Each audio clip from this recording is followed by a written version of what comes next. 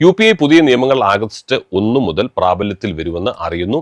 ഉപഭോക്താക്കൾക്ക് ഒരു UPI ആപ്പിൽ നിന്ന് ഒരു ദിവസം 50 തവണ മാത്രമേ അക്കൗണ്ട് ബാലൻസ് പരിശോധിക്കാൻ അനുവാദമുള്ളൂ.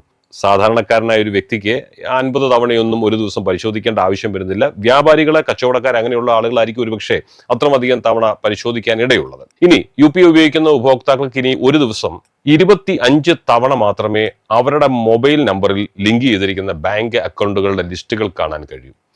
സാധാരണക്കാരല്ലാത്തവർക്കെല്ലാം തന്നെ ഒന്നിലധികം ബാങ്ക് അക്കൗണ്ടുകൾ ഉണ്ടാവും. വ്യാപാരികൾ, വ്യവസായികൾ തുടങ്ങിയുള്ളവർക്ക് പല ബാങ്കുകളിൽ അക്കൗണ്ട് ഉണ്ടാവും. അപ്പോൾ ഇനി മുതൽ ഒരു ദിവസം 25 തവണ മാത്രമേ എനിക്ക് ഏതൊക്കെ ബാങ്കിൽ അക്കൗണ്ടുകളുണ്ട്, അത് ഏതൊക്കെ ബാങ്കുകളാണ് ഇതിൽ ലിങ്ക് ചെയ്തിരിക്കുന്നത് എന്നുള്ള കാര്യങ്ങളുടെ ലിസ്റ്റ് ഇടയ്ക്കിടെ എടുത്ത് നോക്കുന്നവർ ഓർക്കുക, ഇനി നിങ്ങൾക്ക് അതുപോലെ കാണാൻ കഴിയുകയില്ല. ഇനി ചിലര് ഓട്ടോ പേ സിസ്റ്റം വഴി പലതരത്തിലുള്ള ബില്ലുകളെ, വാടകകളെ, സബ്സ്ക്രിപ്ഷനുകളെ മുതലായവ അടയ്ക്കുന്നവരുണ്ട്. അതായത് കൃത്യസമയത്തേക്ക് വേണ്ടി അത് ഓട്ടോ പേ ബില്ലിൽ ആക്കി വെച്ചിരിക്കുകയാണ്.